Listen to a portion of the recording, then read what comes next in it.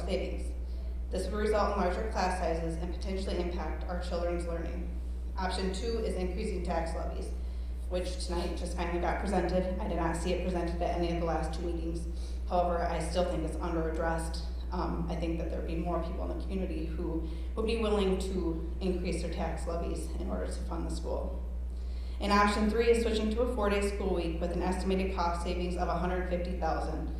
Estimated was the key word, and the main factor in this estimate is roughly in transportation. And as of today, no one, I repeat, no one, has talked to the Ludolph Bus Company about the 4-day school week switch and how that would impact his business. How likely is it for a locally owned business to sustain a $100,000 loss in revenue and still survive? It won't. My business couldn't. So odds are that the negotiations will result in less than $100,000 savings. I'm unsure how we can possibly be throwing around dollar figures without communication to our transportation division. Also, $150,000 is estimated savings on a 4-day school week. How are we coming up with the additional $200,000? Is it laying off an additional 4 staff members instead of 5 to 6? Would this still result in larger class sizes? What if the negotiations don't go as planned and we still have to lay off 5 to 6 staff members? I ask you, have we thought about the potential impact on our children's education if we cut back to school 4 days a week and have larger class sizes when this plan does not alleviate the budget deficit? I believe we all send our children to school for one reason, and that's to obtain the best education possible. Unfortunately, with how fast this is moving, we have not laid the proper foundation or groundwork to make this happen. I urge you at the very least to lay the proper foundation and structure for the community in order to make this successful. Teacher retention and obtention and mental health are all great, but it can't be at the expense of our children's education and the community or families of the district.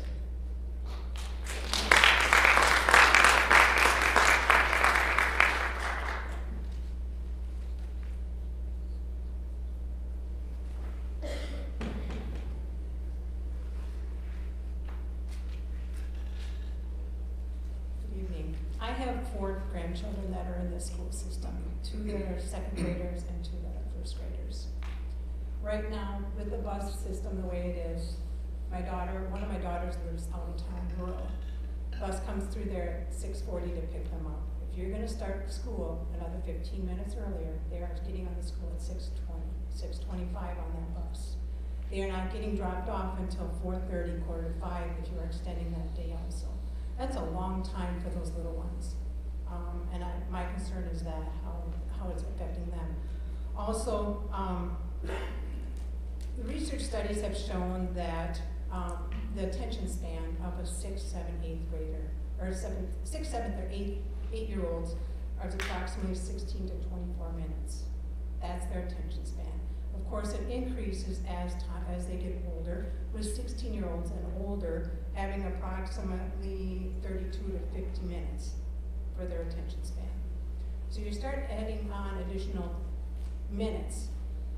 You guys all know, you've been to workshops, listened to people. By the end of the day, you're tired, you're fatigued, you're yawning, you're hungry. What do you expect those kids to be like at 1, 2 o'clock in the afternoon? They're going to be tired. And then you're adding on another 30 minutes to a day. How much are they going to really grasp? Those little ones especially, their brains can only absorb so much. And when you start adding more school time onto them or learning, it's just going to be too overwhelming for them to be a 4-day versus a 5-day. Their attention span is not going to be that much. Transportation, kudos to the bus service. If without them, none of the kids, our kids and our parents would be done without them. Most parents work, so when it comes to transportation, we are at the mercy of those bus drivers. Whether it's 4 days, whether it's 5 days, if they weren't available for us, and they can make the prices whatever they want to at this point. They're going to try to work with you, I'm sure, if they can, but at this point, kudos to those bus drivers and the bus company there. And that's what I have to say about the transportation. Survey results. I'd like to know who put the survey together. I did. You did, Yep. Okay. So who gets the survey results back? The school board and myself. Okay. Yep. So here's where I'm at. When I took a look at the survey results of the school, as far as the school staff, what it looked like on there was 48 responses. Is that correct? On the teachers, Yes, staff. well, staff. What I saw on your website that you had posted as far as the responses Yep. was 48. You've got 113 staff members. 48 of them responded, that's 42%. So there were 4 different surveys. Teachers, cooks and custodians was a separate one, office staff, and paras was the other one. So those are all separate. So So. what- 48 plus you'd have to add up those other ones. So it was broken down by those 4 different work groups. So the 48 that you have listed, what department are they from? It'd be all teachers. All teachers Yeah, only? we have, on that particular survey. Okay. You might have been just looking at one, there was 4 different ones Okay. there. Okay. Yeah, so 48 out of the, I think there's 53 or 54 teachers. Okay, so what was your response on everyone as far as the percentage of that completed the survey? Boy, well, it was pretty high on percentage. I'd have to look. Each group responded very high on the response level. Okay. I don't know what the percentage is, but, Including the hourly? yep, they were included in there as well. Okay. Yep. I mean, as far as they responded highly reporting to? Well, not in favor of, but they responded to the survey high amount, Okay. high percentage. I guess my concern is that with the survey, with you completing the survey, the board looking at it, I didn't know if you'd have a thought of having a survey that was done by a third party versus the school board and yourself tallying up those surveys. Well, it comes in through Google. It's done automatically. So, yeah. Are you referencing a thought of skewing those results? Is that what you're? Yeah, I didn't know, I don't Yeah. mean skewing per se, Yeah. but I was just wondering as far as who put the study together and what the response was. Yeah. So I put this survey together. The board saw that survey, it was sent out, and then the results Okay. are posted on here. Okay. Yeah. I did listen to the meeting a couple weeks ago, that was the general meeting here. And the gal that was up here from McRae had indicated that it allowed more free time Mhm. for families, also to free up more time for appointments. I kind of disagree with that. I don't see any benefit for that because our dental services are open late. I know they're Monday through Friday, but they're open late. The clinic is open late, close at 5 o'clock. The hairdressers work in the evening. So when you're saying appointments, the school is done at 3:30. Parents can get their students to the appointments if they need to. So to say that it allows more time for appointments, I don't buy that because there's many times other options for that. Yeah. Free time for parents or for family. Most parents are working nowadays, so that Monday, I don't know as far as how much family time that there would be. There probably is gonna be a lot of kids that are gonna be at home alone. And what I could see is a lot of social media, phones going off, gaming and this kind of stuff. And I see that, I can see that as a potential problem when it comes to those days being off instead of that family time. And that's my concern too. Now all of a sudden you're allowing the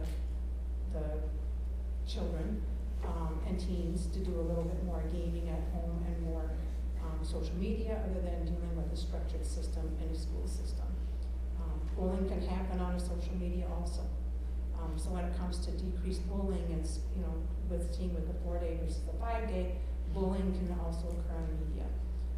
So I just don't agree with that also, that they see less bullying because of the chance of going to 4 days a week. At this point, I see with the decrease in enrollment, the decrease in funding, I think it's about time that Murray County Central School here starts looking at different options of maybe consolidating. At least open the door a little bit, see what's out there, see what's available, versus just being Murray County Central, and especially if you're not gonna be able to get more of the tax funding or other options of revenue. And it's gonna take a process. You see other areas, small schools going in that direction, and I think that's something that we may have to look at, if we're gonna keep our doors open. So that's all I have to say, thank you.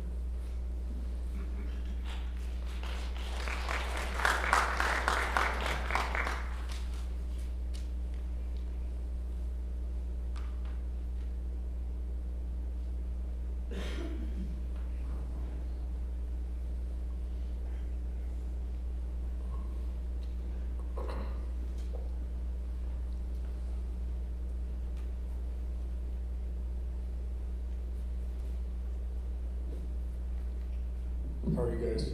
You sure? You're not good, are you? Oh, okay. Well, I guess my question is, Joe, you mentioned Southwest is taking most of the open enrollment. Yeah. What do people feel they have to offer that we don't? You know, what are they doing that's attracting these students that we're not doing? I think the biggest thing, Jeff, is the proximity of the location of where they live and the closeness to Edgerton as opposed to Slayton.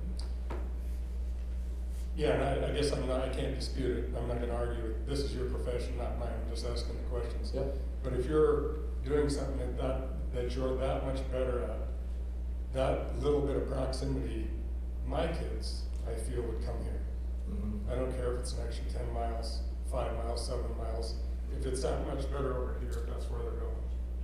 Yeah, I would agree. I would do the same. Right. And the other question is, we talked about gaining enrollment. What are your options to doing that? How do you solicit? When you have people, we just talked about why they're going to a different location, how do you solicit to bring students here? What do we have that's gonna stick out and say, I can't resist not going to MCC? Well, one thing is our test scores, which, you know, we've talked about that, and we brag about our test scores, whether that is enough to bring somebody. We also do a lot of advertising on what we have to offer and get that out there. We have in the works a new promotional video that will be sent out and be completed after this year to kind of recruit. And we're in competition. We truly are. We're in competition with all area schools. Well, life is a competition, so. It is. I guess the survey is a great thing to have, but something this important needs to go to vote. Because it should go to a community vote, and you should have 6 people for it, and 6 people who are not, and every ballot should be passed through all 6 people's hands. That will take the pressure off of somebody saying, well, they just looked at the survey, and somebody decided it was gonna be the way to go. If it goes to a public vote through the taxpayers, then it's a little tougher to dispute that somebody went in and just said, we took a couple surveys that we liked and threw away the ones we didn't. Yeah, so I guess around the election laws, this isn't an item or a question that would be even allowed on a ballot. Well, you wouldn't have to put it on a ballot. Is there a law in the state of Minnesota that says you couldn't have a special vote just for this situation? It doesn't have to go on a ballot at a certain time. It could just be brought up prior to making this decision. Is there a law that says we can't do that in the state of Minnesota? Well, yeah, if it's gonna be like an election, then it would be, but I think what you're talking about is just kind of our own makeshift election type of. Exactly, we had it in the gym. No, that was a special election. Oh, was it? Yeah. Okay.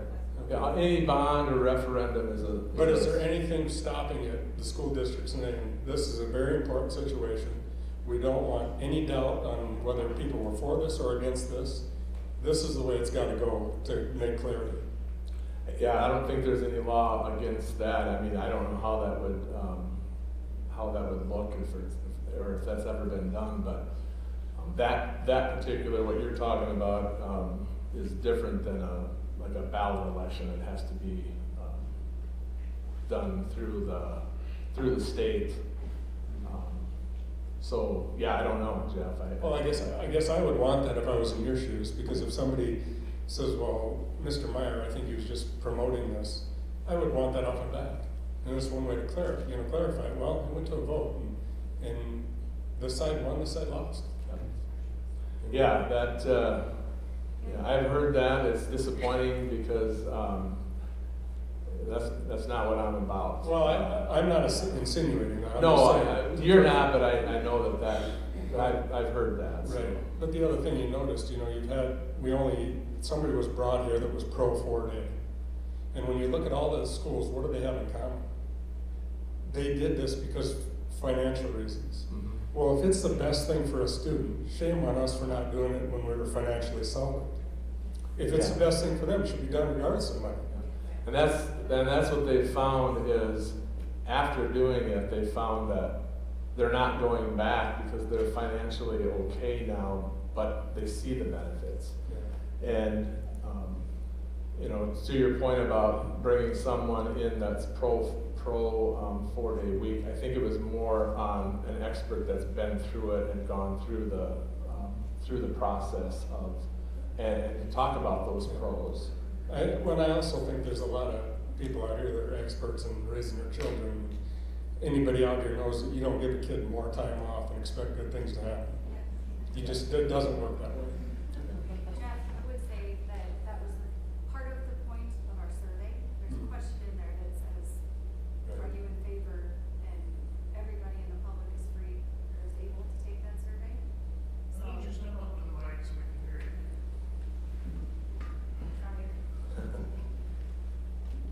I just said that, that was hope, a lot of the hope for our survey, that we would get that sort of feedback. The last I looked, it was close to 500 responses. So we were hoping to see that yes or no vote. And we were talking a little bit about if people voted maybe to solidify your vote one way or yes or no, as you've learned more. So that would be something that we could use.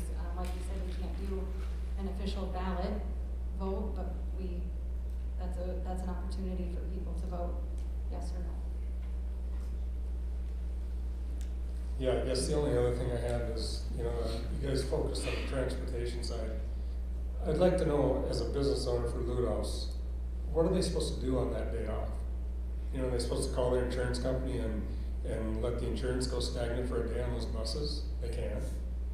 And for somebody to be here 40 years and show up with a late model, well-maintained fleet of buses, that'd be a big pill to swallow to be treated like this.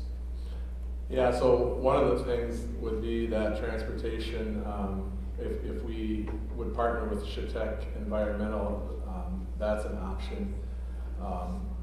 And I understand that completely. There's gonna be cuts for somebody somewhere, no matter what option that we do, and that's just the fact of the matter of the situation. Yeah, it's gonna be difficult either way you go. That's why a vote would really make more clarity. Thank you for your time. Thank you.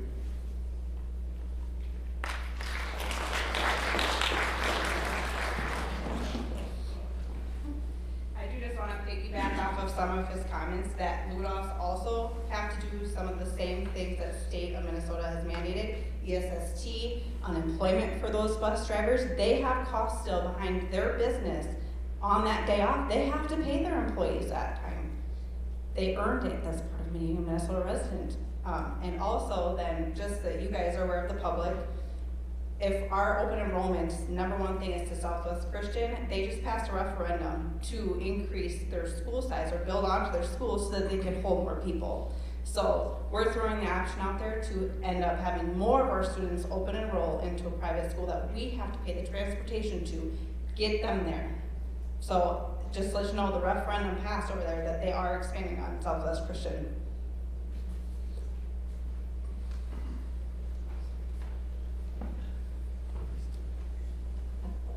I did sit last week in the private meeting on Wednesday, just so you're all aware. I sat with you. It wasn't private. It wasn't But not private, open meeting, Yep. that was come and go. And I sat there nearly 3 hours, so just to be aware. We Did had it go as quick discussions. for you, Amanda, as it did for me? 'Cause It was fast. Yeah. We had a lot of good discussions in there.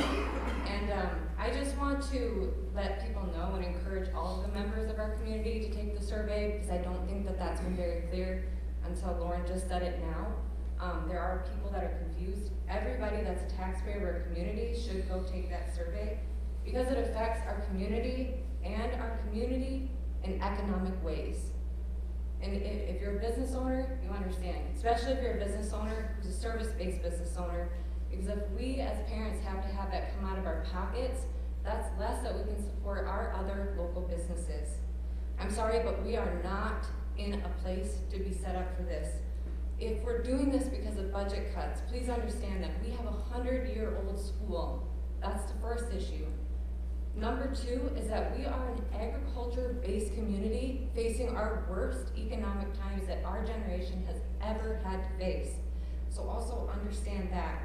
And we have a daycare crisis. As far as I know, we don't have solutions on Wonderworld yet. So that becomes a big issue for people coming into our community. People are gonna leave, that's just it. If they don't have childcare, they will leave and they will go somewhere else. As far as us, we are on the county line. We have the decision to go anywhere else but here, which is unfortunate because if you start to look at budgets, if you lose students, you also lose that income from the state. So just my 2 students alone, calculating out tonight, is a $14,562 loss to this school. Not only that, you lose my volunteer hours and my business efforts to help this community out and my family support, as well as other things like being a coach inside the community. I just encourage all of you guys to, again, go back, make sure that that vote is a yes or a no, because maybes just don't count. So take all of that into consideration as well. That's it. Thank you. Good luck.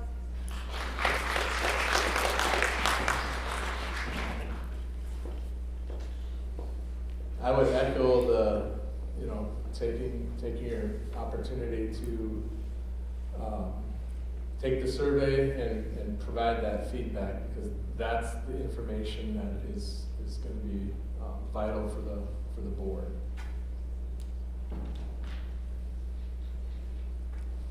Finally, someone on this side, right? I just have a couple thoughts to share. First of all, obviously you saw this coming before December, is that correct? It's been a trend? Yep. So it seems like all of a sudden in January, bam, we're gonna make this change, we're going to a 4-day, and it's like almost an emergency that we have to get it done and get it done quick. So should I comment on that? So it wasn't, that was an option that we wanted to explore Right. based upon the feedback that we had.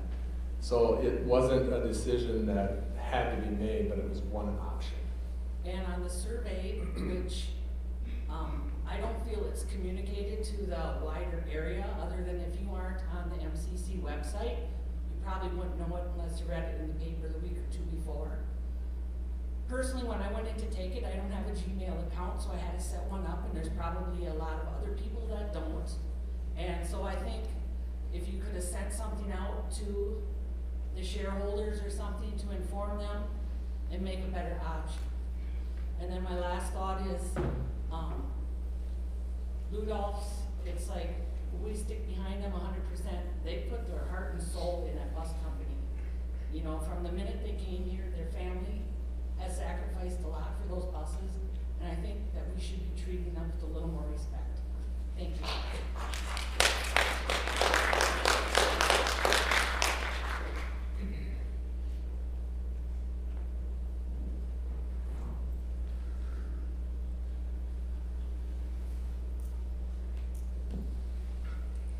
Good evening. As an alumni and parent of a senior, 2 seniors coming up next year in the largest class in our school district, I have a question I'll start off with. And it's, are we seeing that for open enrollment, our kids are leaving? Are we having a hard time getting them to come back because of our 4-period day? Is that part of the reason why we're trying to move towards this 8-period day to be more competitive? No, to move to the 8-period day off the block would be a scheduling issue if we were on the 4-day week. If we stayed with a 5-day week, we most likely would stay on the block schedule. Okay, so just some history, because I was part of the classes that had a similar situation like this, where the 4-period day got voted on and pushed through, not by anybody having a vote, but by the board members making that decision, from what I remember, and watching lots of videos and things like that. We were the first class to implement it. It was supposed to be an A-day and a B-day.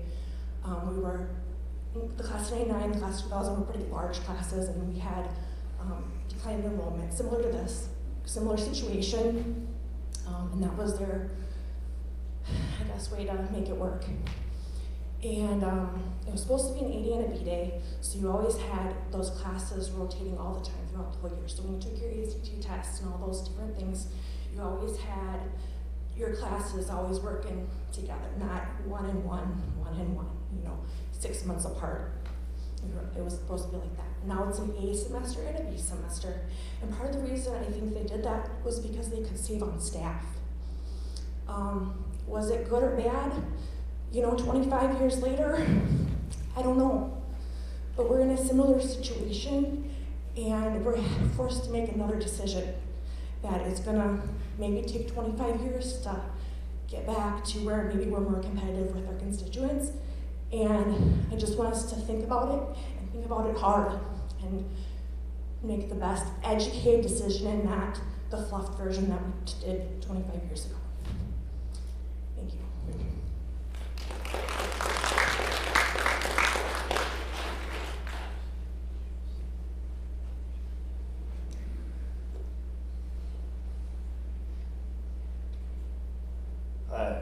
I was sitting on that side, but it seemed a little to come to this side. So, above and beyond all, the kids are number one. I mean, that's what we're here for. It's very, very unfortunate we're discussing this and we're not focused on the kids, we're focused on money.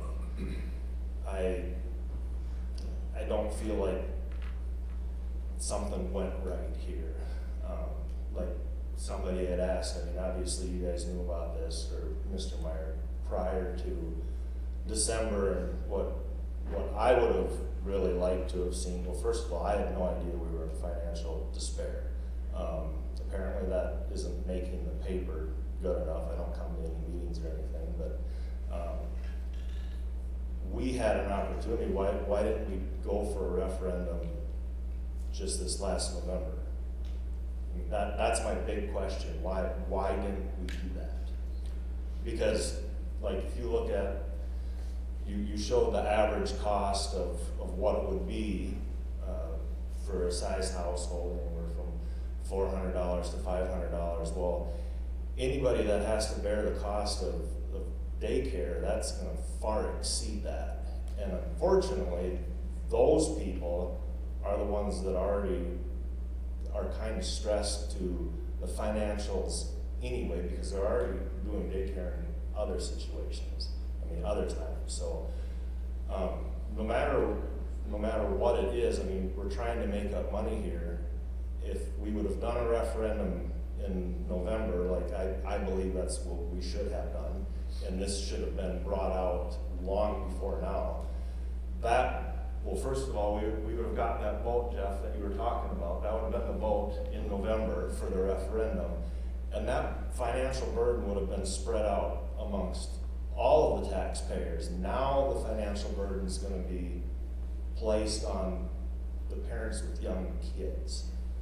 And the other thing, as a business owner, that scares the heck out of me is I already run into situations where one of my employees doesn't have daycare and they have to take work off. That's affecting me too. And I mean, that can't happen. So that's the first thing. The second thing that I'd like to talk about just a little bit is this whole notion of consolidation. Because ironically, my wife was at a wrestling match this last weekend, and we wrestled with Folda. And she's with a Folda parent, and of course they're going through big things down there. They either have to decide if they're gonna fix their elementary or add on to their high school or whatever. And at some point in time in their meetings, they asked, well, why are we considering consolidation with Slayton? And the response at the meeting that individual was at is Slayton, it's a hard no. Slayton says we don't want to be with you guys. So my question is, who's making those decisions? I think that's something that the entire community needs to talk about, not two superintendents that are possibly gonna have their job cut if we consolidate. We need community-wide participation in that particular discussion. That goes beyond the superintendents, the school boards, and everybody else. Prior to you being here, Joe, we shared a superintendent with Folda. I mean, that in itself is a big, big dollar item to not be doing that anymore. But, I was here too, Blake, when that happened. Mhm, I was yeah. principal. yeah, I mean, how many, like, I don't remember who it was that said it. I mean, it seems that we have a little top-heavy administration cost in the school right now. And we've got 2 principals, superintendent, and all of that. How many schools still have that? Is that dedicated? I'm gonna let the board answer that question. Or they can address this whole thing, I get, whoever. Sure.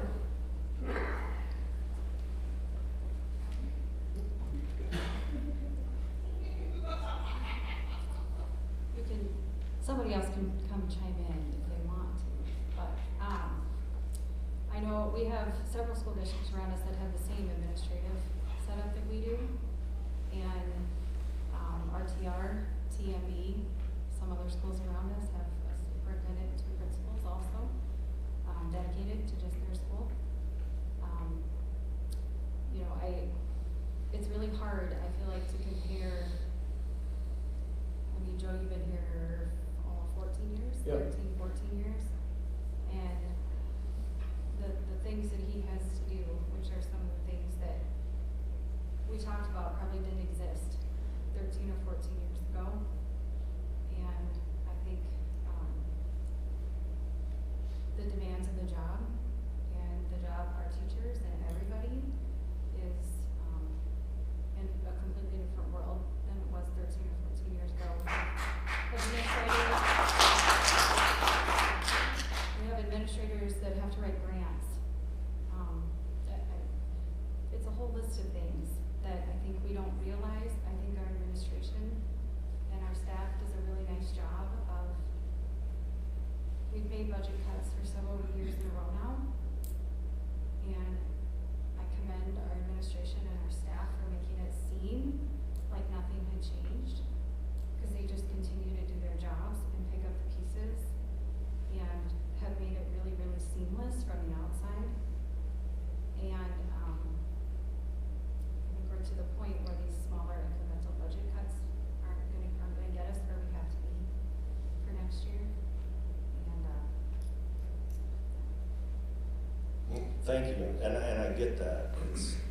It was just kind of part of the question. But I am seriously, I'd really like to know a little bit more about this consolidation thing and make sure that this is something that we're actually looking at and it's not just a back and forth no type of thing. So can I address that, Yeah. Blake? So the discussions, and I'm very much open to discussing it. When I talked to Mr. Pago on 2 different occasions, one prior to even this discussion, what they were doing as far as getting into their building situation and the going out for an election. I said, is there any appetite for consolidation talks? And he said at that time, no. I asked him after we had our meeting last Wednesday, it was a topic of discussion. I had called him again. I actually had a meeting, face-to-face meeting with him, but then called him again. And he reiterated the fact that their constituents went out for a a survey, and that survey results, the number one thing was they wanted to stay viable and independent on their own. That was the survey results that they had. He said at this time there's no appetite for it, simply because the election that they have coming up. And that was also told to me by a school board member on the Fulda School Board that I asked that same question to. So I like your idea that this needs to be two communities together. I'm all for that. If there's a group that wants to find people in Fulda to get together, I think that would be the way to start that. It has to be, it's a big process, number one. And number two, it isn't just administrative decisions. Those are things that have to be done community-wide and board-wide. And I guess on your comment about saving my job, that's the farthest thing from my concern. So just to clear that up.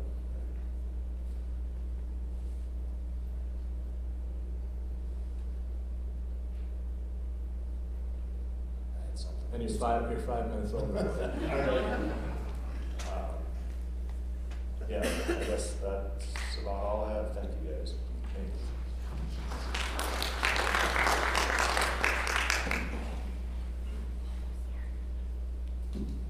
So I'm not going to make any comments on my personal feelings on the decision, but I do want to say that I've been here for 33 years. I've worked for a lot of administration, and I'm having a really hard time sitting here and hearing some of the things that have been said tonight. I've never worked for a principal or a superintendent with more integrity than we have right now, so I just want you to know that.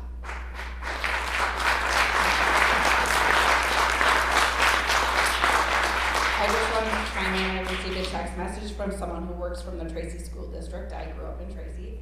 And they are listening in, and they just wanted to point out the administrative side, because we did just point out Tracy's administration versus Clayton's. And they said Tracy does have 2 principals and a superintendent, but we have our administrative and community ed is 1 position. There's only 2 secretaries, 1 nurse, and only 2 people in the finance office. Yep. I guess to address some of that, there's some misconception also around what people think. We have a full-time AD, we have a full-time community ed director. That's the majority of their jobs, but they also have other duties and other responsibilities that they do, along with a lot of other of our staff. Our secretaries are also MARS coordinators. They're nurse aides or health office aides, and I can go on, but the makeup of how each district does their setup is unique in some ways. So.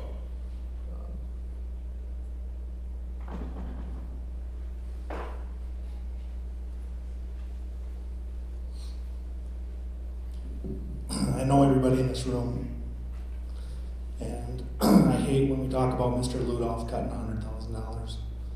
I also want to remind you, every single teacher, and I'm here generally 12 hours a day, and I see everybody from 9 o'clock to 9 o'clock at night, and there's not a bad thing that we can say about any of our people.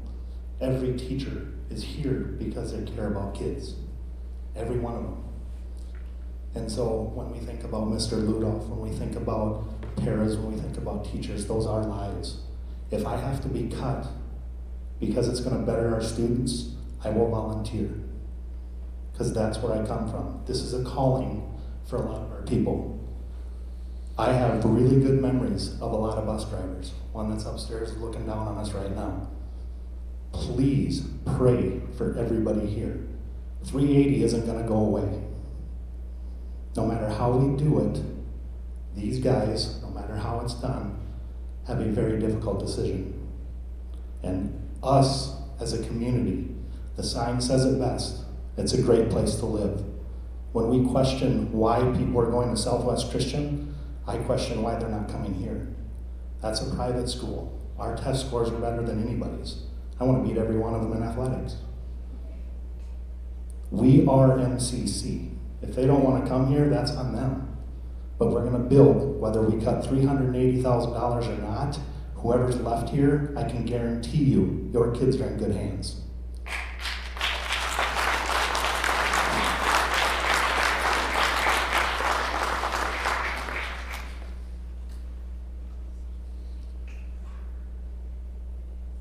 Any other, maybe if there's any other final comments, it's 8:10. I think I said this at the last meeting, anything past an hour, hour and a half, we're getting weary.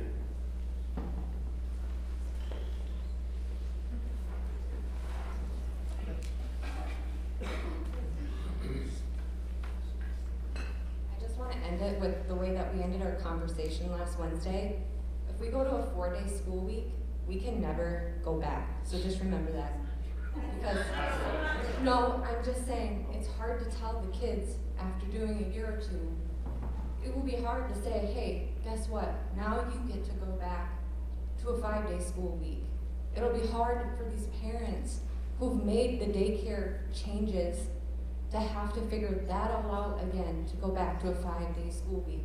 It will be hard if things don't turn out and we have to tell our educators to come back to a 5-day school week. So I'm just also stating that as a point.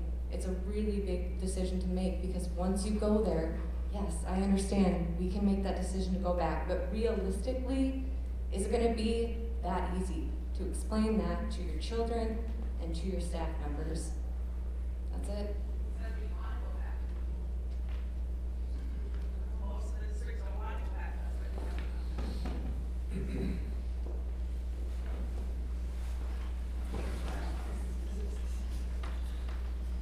No one replied back to Blake on his referendum.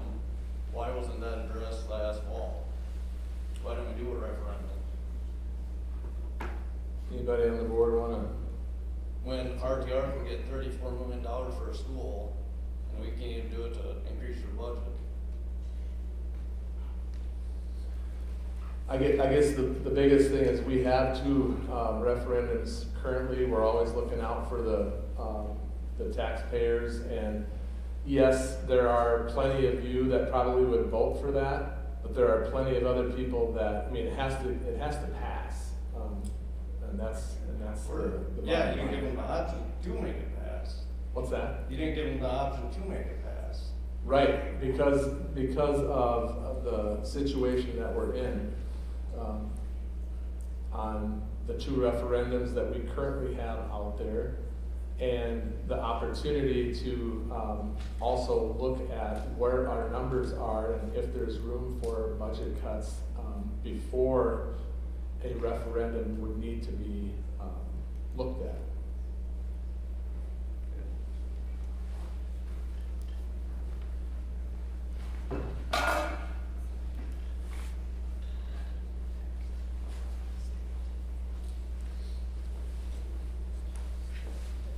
Good evening. Just a quick question and comment. My granddaughter is in 3rd grade and is struggling in reading and math right now, and then is not getting any special help. How is a 4-day week going to benefit her and the other kids that are struggling? And my comment is, a half hour more a day is not going to help her. If anything, it's going to be she's going to get more disengaged for an elementary kid for a long day. That's all I have.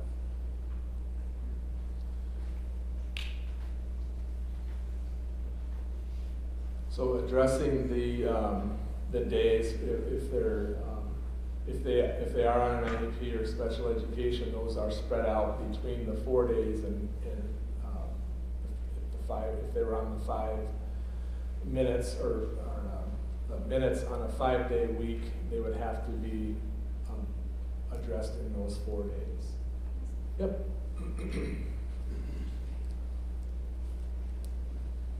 Sorry. I personally will take the heat for referendum. I feel like this maybe comes up, not me personally, but you know what I mean. This gets brought up all the time. Every time we've had, like we said a number of years in a row of budget cuts. It's been pretty seamless. And I'm trying to remember, because I was very floored by this when it happened, but for the special election we had, I want to say we only had a couple hundred votes, right? I just remember how low the turnout was, and we can publicize it and publicize it and publicize it, and some people see it and they don't. And I tell you that we struggle every time when we did the gym and then the capital levy referendum. How often can we keep doing that? Where's the balance point? I'm not saying we shouldn't have done that, but how often can we keep coming back to constituents? Maybe we haven't found the right balance, and that's on us. But after something every couple of years, we worry that all of our stakeholders will grow a little weary of that also. And we get feedback both ways, the people that are really tired of paying taxes and don't want another cent for our school district to, I just had, my husband and I had a phone call tonight that they want to stay 5 weeks and raise taxes. So, I'm not sure that we know the right answer, but we're trying to find the right balance. I think if we would have known the situation of bus companies maybe potentially losing their business, teachers having jobs cut, students having less education hours, that we would have probably had more voter turnout and a special election or an election. First of all, I'd like to thank the district for 39 years and 11 months of service to MCC, or Slayton, and then MCC, Chairman Lady Wilson. And thank you people for the support here tonight. It means a lot. Back in the olden days, when I would meet with superintendents and if they were having, if times were tough, we could take a little cut or not a raise and stuff like that. Teachers would take a freeze, stuff like that to make things work. You don't see that anymore with people. I think I said last time, everybody's just kind of out for themselves. One kind of funny thing, years ago when I was mayor, and the city was looking for money for the swimming pool, some of the floaty deals out there. We didn't have the money, and I asked my council members if they were willing to give up their council salaries. I would give up my mayor's salary so that we could buy that stuff. Would that be something that you guys would be interested in, is giving up your monthly salary, meeting salary, stuff like that? My council members would. I'm just asking you guys, but there's a lot of ways that a community can work together and get stuff done if they communicate. And that's what I said last time, communication is key. And I just want to thank you guys for, like I said, 39 years and 11 months, and thank you guys for your support.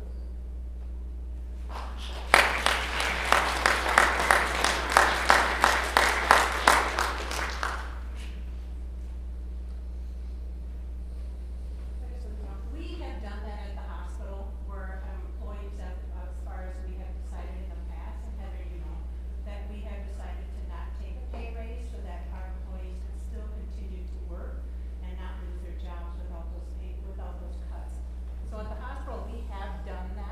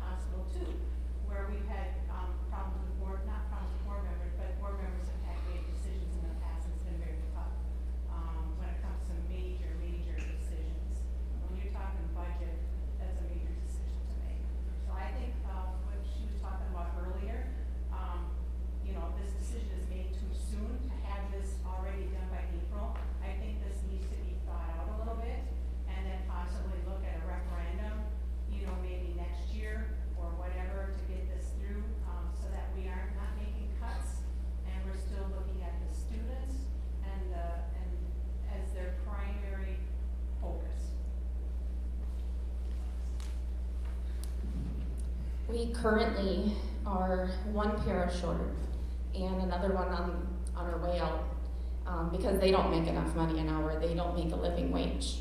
So I don't know that freezing para wage or hourly staff is the route to go.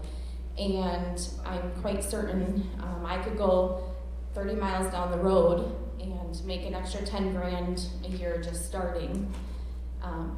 Teachers, they can't take a pay cut or a pay freeze, and I'm sorry that you think that that's a valid solution, but we're already shorthanded the way that it is here.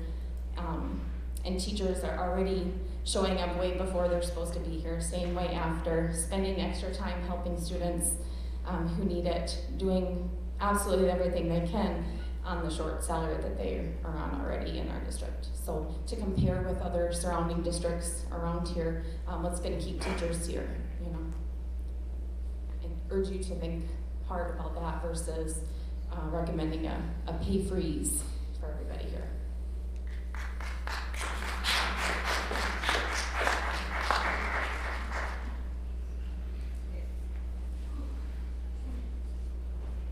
One of our biggest thing is legislation to get funds in our schools, federal and statewide. And they're always 6 months behind. So you're always picking up behind. When I was in 6th grade, or 5th grade actually, Mrs. Maxson was our principal, and she probably had the highest paying salary at CLW at the time. And she taught 5th grade afternoon social studies and government, and instilled to me that value of that it takes lots of voices to be heard, and you have to stand up and be that voice. And so for her taking that pay cut and being that voice in the classroom, it pushed its way, 25, 30 years forward. And that was probably, if she could hear me now, she would be thankful that she took that pay cut. Because your kids are learning every day, even when you don't realize it. So just keep that in mind. You could be that pivotal person.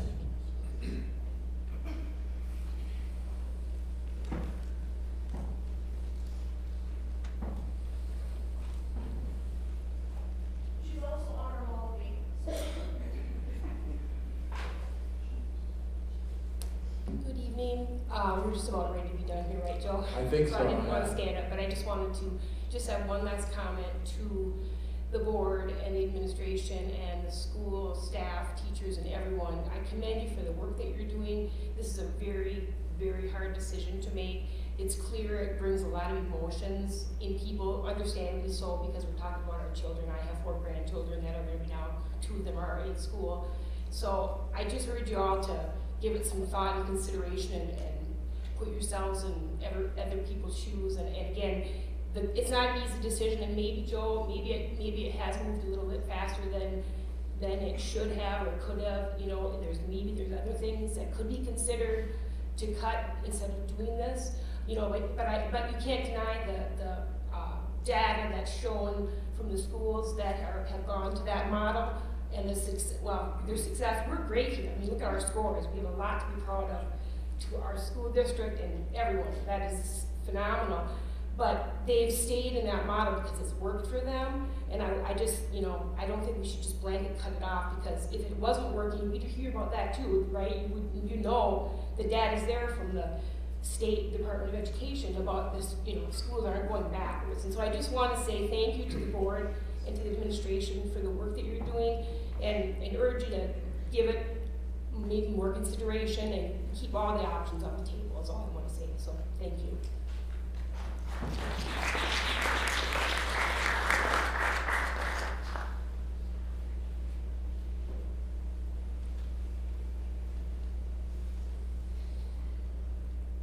All right.